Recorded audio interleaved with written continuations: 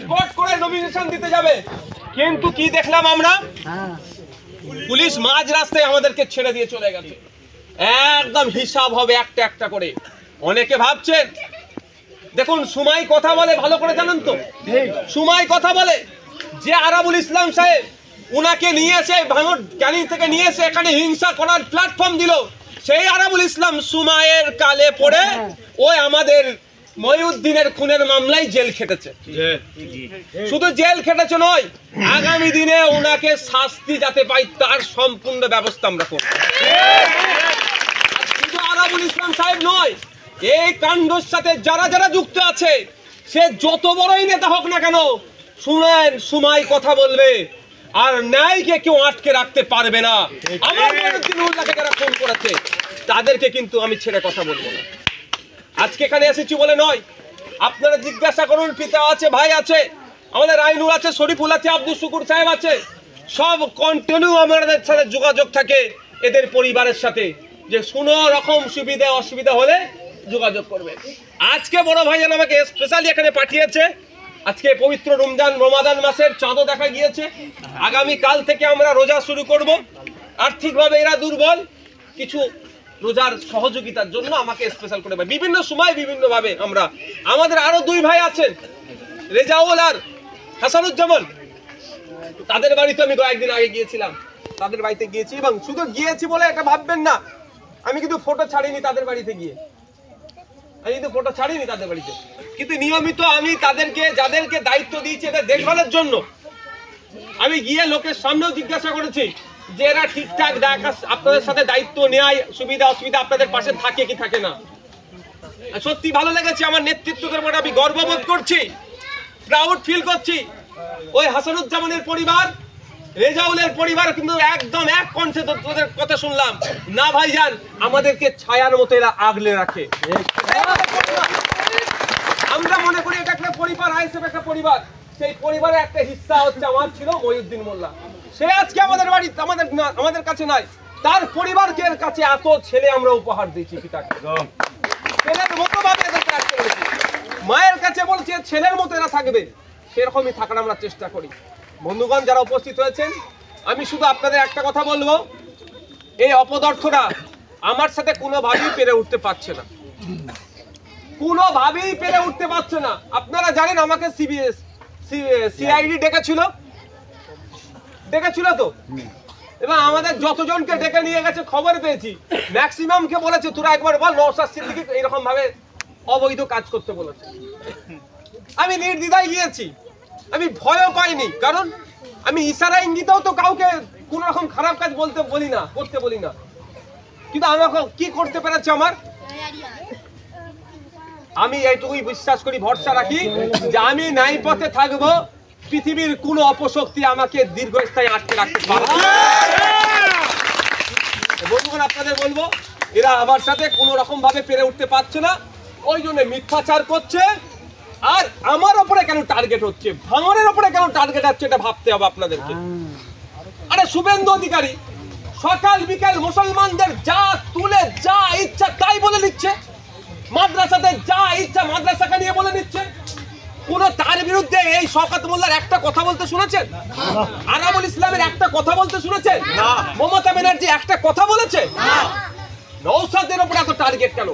নওশাদ দলিত, আদিবাসী, হিন্দু, মুসলমান নির্বিশেষে অত্যাচারের যারা শিকার তাদের পাশে দাঁড়াচ্ছে, যারা অত্যাচার করছে তাদের বিরুদ্ধে বলছে, ওই জন্য এর উপরে রাগ। আর একটা রাগ কেন এর উপরে? এই কদিন আগে বললেন নাকি 215টা সিট জিতবে, 214টা, আমি বুঝতেই পারছেন ওরা কোনটা জিততে চাইছে।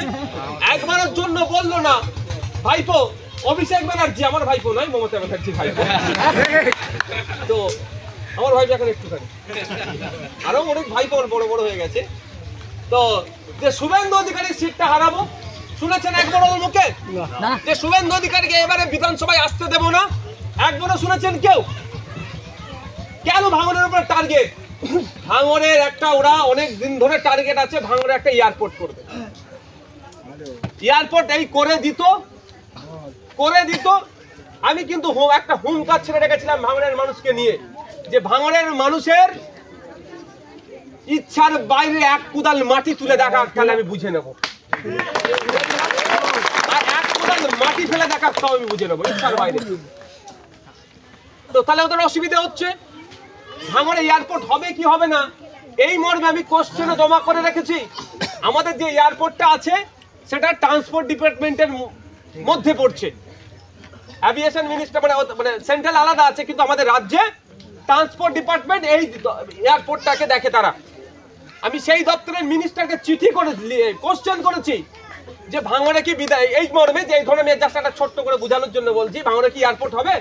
হ্যাঁ বা না কিচ্ছু বলেনি। কেন বলুন তো, কেন? যদি বলে দেয় না হবে না, তার ডকুমেন্টস হিসেবে থাকবে, তাহলে যে কোনো সময় চ্যালেঞ্জ লড়াই করতে পারবো। আর যদি হ্যাঁ বলে দেয়, ওদের মনের কথাটা যদি প্রকাশ করে দেয়, তাহলে এখন থেকে বিক্ষোভ শুরু হয়ে যাবে। তাহলে না বা হ্যাঁ কিছুই বলেনি, ঝুলিয়ে রেখেছে। এটা টার্গেট আছে একটা ভাঙড়ে। তো আমার উপরে টার্গেট বা ভাঙড়ের উপরে টার্গেট কেন? যতক্ষণ নওশাদ থাকতে পারবে যেন বুক আগলে ভাঙড়বাসীকে বাস্তুচ্যুত হতে দেবে না, আগে নিজের জীবনটা দরকার লাগলে দিয়ে দেবে, ভাঙড়ের মানুষের ক্ষতি হতে দেবে। তাহলে কি করতে হবে? এখান থেকে আগে আইএসএফ কে সরাও, রাইনুর নওশাদদের, শরীফুল আসাদুল যারা আছে, আলমগীর, এদেরকে আগে দূর করো, তাহলেই সহজে ঢুকতে পারবে। থানা এত দেওয়ার মানে কি? এত থানা দেওয়ার মানে কি?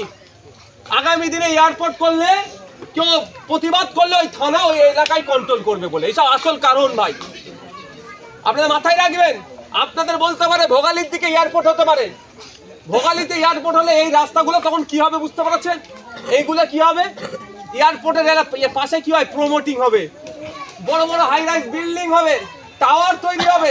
আর এখানকার মানুষদের বলবে কি বলবে? পুনর্বাসন দিয়ে দেবে। কেমন পুনর্বাসন পাচ্ছে জানেন?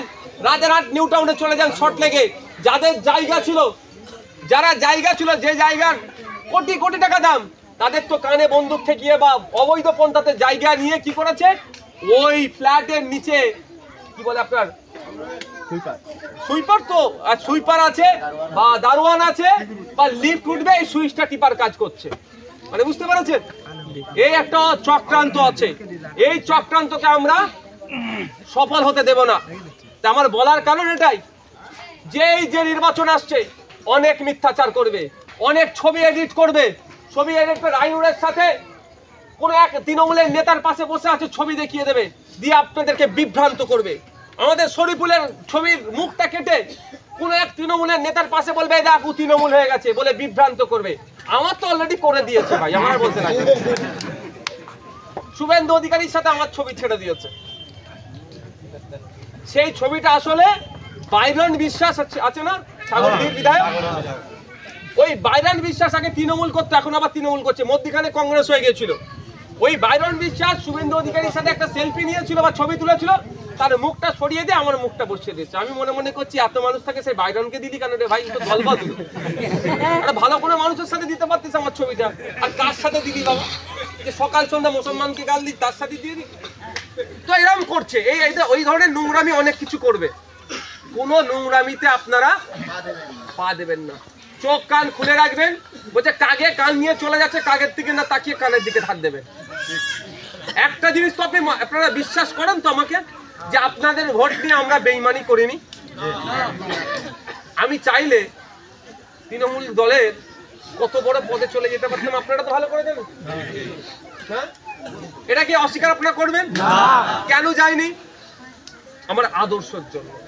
কেন যায়নি? আপনাদের বিশ্বাসের জন্য। কেন যায়নি? আপনাদের এই ভালোবাসার জন্য। আমি সব ছেড়ে দিয়েছি, আপনাদের আবেগ ভালোবাসার কাছে আমি পরাজিত হয়েছি, আগামী দিনেও পরাজিত হব।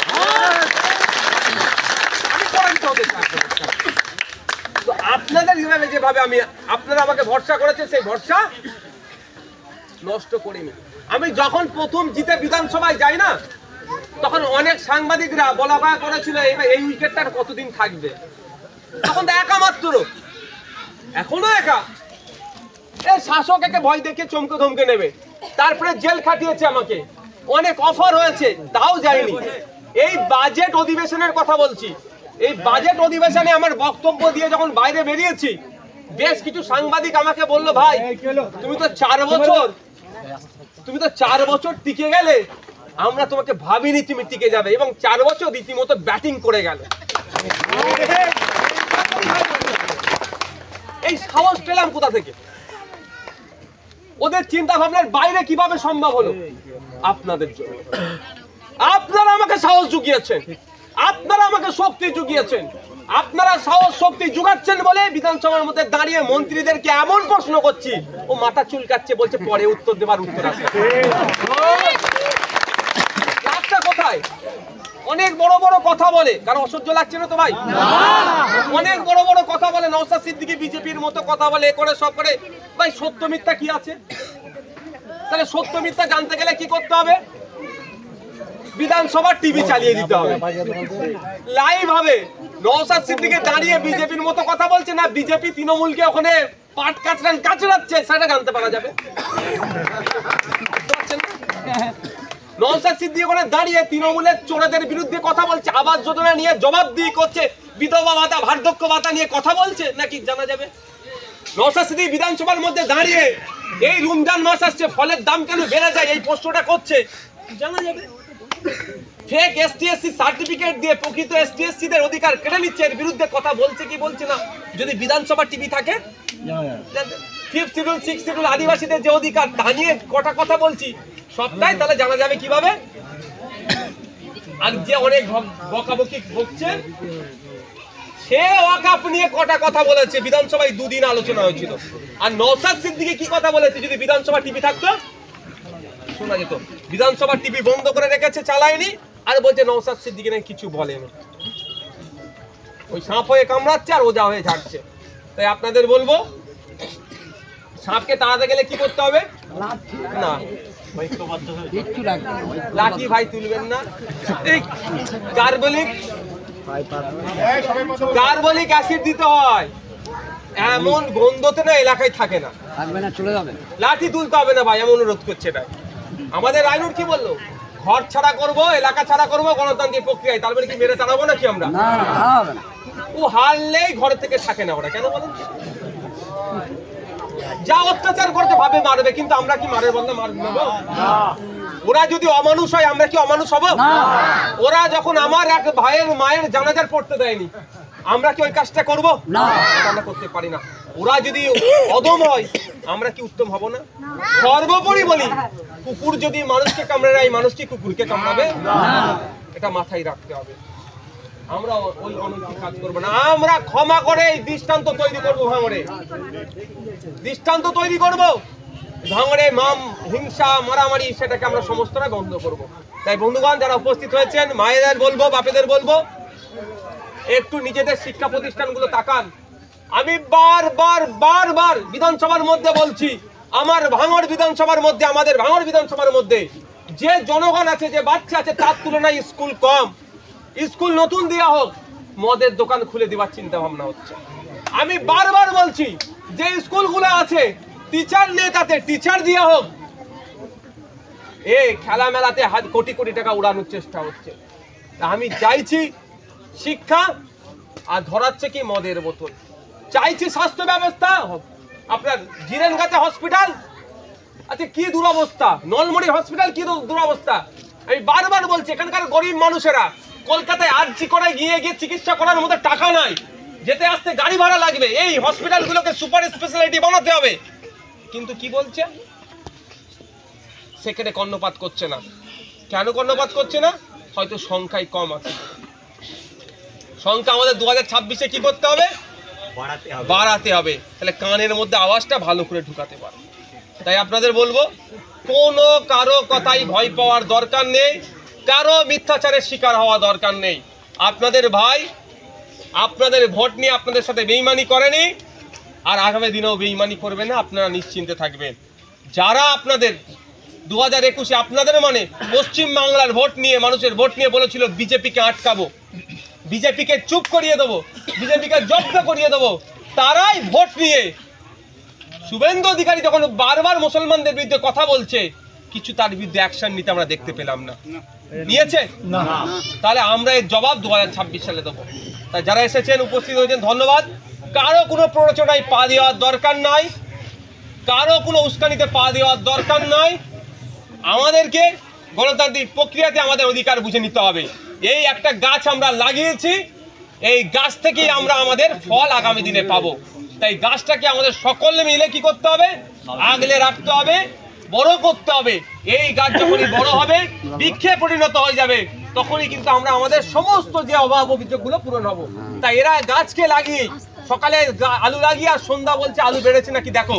যখনই আমি সন্ধ্যায় আলু বেড়েছে নাকি দেখতে যাবেন, আলু যখন নড়ে যাবে আলুটা পচে যেতে পারে না, নষ্ট করার ধান্দা এরা ঘুরছে। তাই আমরা আমাদের বৃক্ষকে আগলে রেখে যত তাড়াতাড়ি পারবো সার পানি টানি দিয়ে বড় করব, আমরা সেখান থেকে উপকার পাবো। তাই অনুরোধ আপনাদের কাছে আবারও করছি, কারো প্ররোচনায় পা দেওয়ার দরকার নাই, কারো উস্কানিতে পা দেওয়ার দরকার নাই। বলছে এই কান দিয়ে ঢুকাবেন, এই কান দিয়ে বার করবেন, তবে একটা কথা তাদের বলে রাখবেন, সময় কথা বলবে, সময় কথা বলবে। আমি কারো দুরবস্থা নিয়ে কাউকে আমি খিল্লি করার পক্ষে নয়। আমি দুজন মানুষের কথা বলবো। একটা ছিল, একজন বলেছিল বাপ বেটা মিলে যে আমাকে ওই 6 লেন পার হতে দেব না। দুর্ভাগ্যের বিষয়, তারা এখন লুকিয়ে বেড়াচ্ছে। সময় কথা বলবে। আর একজন নিজেকে অনেক বড় নেতা হিসাবে সেই সময় বিরোধীদের উপরে অনেক আক্রমণ চালিয়েছিল, অনেক দমন পীড়ন করেছিল। তার দমন পীড়নের শিকার কিন্তু আরাবুল ইসলাম সাহেব হয়েছিল। তিনি একজন বয়স্ক নেতা, আজকে দুর্ভাগ্যের বিষয় তিনি অসুস্থ, তাকে কেউ আর দেখতে যাচ্ছে না। কে নাম আর বলে আমি অপমান করছি না, আমি নাম আর নিচ্ছি না, তিনি সিনিয়র মানুষ বলে। আপনি ওই রাজারহাটের নামটা রয়েছে আর আমাদের এই ভাঁড়ের নামটা নেই, ওইটা আপনি একটু বলুন তো। ওটা আমি চিঠি দিচ্ছি, আমি ওটা পরে ওটা তো আমি আপনাদের অনুরোধ এটাই করছি যে সময় কথা বলে। আজকে আপনার ক্ষমতা দম্ভ আছে, কালকে কিন্তু এই ক্ষমতা দম্ভ থাকবে না। তখন আপনার কি হবে আপনি সেটা ভাবতে থাকুন। তাই ক্ষমতার অপব্যবহার কেউ করবেন না। যারা ক্ষমতার অপব্যবহার করছে, সময়ের সাথে সাথে ওই অপব্যবহারই তাদেরকে ওইভাবে জবাব দেবে, সময় তাদেরকে জবাব দেবে। সেই সময়ের অপেক্ষায় আমরা থাকলাম। আমরা সময়ের সাথে সাথে, আমি শুরুতেও বলেছি, এটা বলে শেষ করব, আমার মহিউদ্দিন মোল্লা কিন্তু আমাদের পার্টির একজন তিনি কর্মী। এর আব্বা মা ভাই বোনকে ভয় দেখিয়েও যদি কোনো রকম ভাবে, আশা করছি এদের মাথায় হাত হতে পারবে না। কারণ যেই মহিউদ্দিনকে দেখতাম, ও যখন অফিসে আসতাম যেত, কিন্তু আমার বেশি কাছে আসতো না। ওর একটা গুণ আমি সত্যি অবাক হয়ে যেতাম, মানে দূরে থাকতো, যা বলতো আমার দূর থেকে হাসতো, মানে হালকা হাসতো। মানে এখন আমার চোখে ভাসছে ওই যে র্যাকটা থাকে আমার অফিসের উপরে, নিচে বসার জায়গা উপরে যে র্যাকটা আছে না, কিছু লোক ওখানে বসে না অফিসে, যে ও উপরে বসতো, আবার ওখানে বসে শুধু আমি কথা বলতাম, একটু একটু হাসতো। ও আমার পার্টির একজন, যে বাপ তাকে জন্ম দিয়েছে সে কিন্তু সিটটা সোজা রেখেছিল, জেল খাটিয়েছিল, তাকে নত করতে পারেনি। আশা করছি এর বাপ এবং ভাইকে নত করতে পারবে না। আর সাথে সাথে এটাও বলে রাখছি, যে আমার কর্মীদের উপর অত্যাচার করেছে তাকে আমি শান্তিতে থাকতে দেব না। আজকে পুলিশ আছে, কিছু করছে না। কালকে কিন্তু ওই পুলিশই ঠিক আরাবুল সাহেবকে ধরে যেমন চা খাওয়ার নাম করে না কি করে ডেকে বসিয়ে বলে দিয়েছে, ওই রকমই হবে, ধৈর্য ধরুন। কারণ যে মামলাতে আরাবুল ইসলাম সাহেব জেল কেটেছে, ওর থেকে গুরুতর অপরাধী আমি মনে করি শওকত সাহেব। যদি দ্বিতীয় নম্বর ব্যক্তি জেল খাটে, 1 নম্বর কি ছাড়া পাবে? স্কুলের ভেতরে এখন ক্ষমতার দম্ভ দেখে অনেক কিছু করছেন। করুন, আজকে যে নিচে আছে কালকে সে উপরে উঠবে, আজকে যে উপরে আছে কালকে সে নিচে নামবে, এটা মাথায় রাখুন। তার দলের মধ্যে এখন চরকি কাটছে, হয়ে যাক। তার দলের নিয়ে যখন হাঁপিয়ে যাবে তখন আমরা ভাঙনের জনগণ ধরবো। এখন আমরা দেখছি ওদের খেলা, ওরা খেলা করছে, জনগণ জবাবটা ঠিক সময় দেবে। সকলকে ধন্যবাদ জানাই, আপনারা দীর্ঘক্ষণ ছিলেন। একজন বিধায়ক হিসাবে আমার কাছে যদি কারো চাওয়া পাওয়া অভাব অভিযোগ কিছু থাকে আমাকে জানাতে পারেন। আমি নিঃস্বার্থে নির্দ্বিধায়, কারণ আমার এখানে স্বার্থ কিছু নেই, এই অভিযোগ শুনবো, আমার ক্ষমতার মধ্যে দিয়ে থাকে আমি সেটাকে কি করব, সমাধান করব। নাহলে কিভাবে গেলে সমাধান করতে হয় সেই বিষয়ে আপনাদেরকে বলবো। আমি এখন যাচ্ছি আমার মহিউদ্দিনের বাড়িতে, একটু যাব, তার জনম দুঃখিনী মায়ের কাছে যাব, তার সাথে কিছু কথা বলবো, বলে বড় ভাইজান আমাকে পাঠিয়েছে যে কাজে, সেটাও আমি তাদের সাথে কথা বলে এখান থেকে বিদায় নেবো। বাহ, হ্যাঁ অবশ্যই অবশ্যই, সে তো আজ থেকে তো রোমাদানের চাঁদ উঠেছে, চাঁদ উঠলে তো তারা করতে হবে। আমরা ভাইজানকে অনেক ধন্যবাদ। ভাইজান যেভাবে আমাদের নির্দেশিকা দিয়েছে